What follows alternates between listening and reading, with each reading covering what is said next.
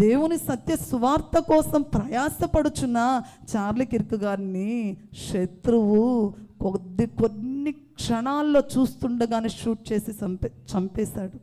నిన్న వాళ్ళ భార్య ఎరికా గారు చెప్తున్నారు, నేను క్షమించాను ఆ బిడ్డను, నేను క్షమించాను. కన్నీటితో చెప్తుంది, నా యేసయ్య సిలువలో ఉన్నప్పుడు శత్రువులను చూసి తనను హింసించిన వారిని, బాధపరిచిన వారిని, గాయపరిచిన వారిని, అవమానకరంగా మాట్లాడిన వారిని దేవుడు క్షమించాడు. ఎలా క్షమించాడు? తండ్రి, వీరేమి చేయుచున్నారో వీరు ఎరుగురు గనుక వీరిని క్షమించండి, నేను క్షమిస్తున్నాను.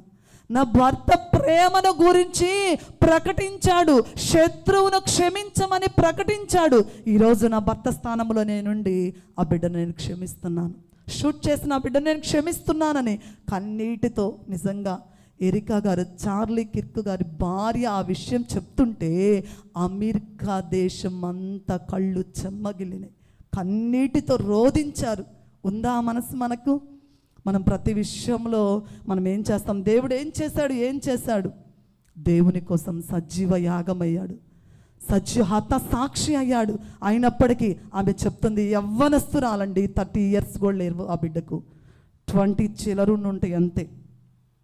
ఆ చిన్న బిడ్డ చెప్తుంది దేవుని సన్నిధిలో అందరికీ బాహాటంగా చెప్తుంది, నేను ఆ బిడ్డను క్షమించాను,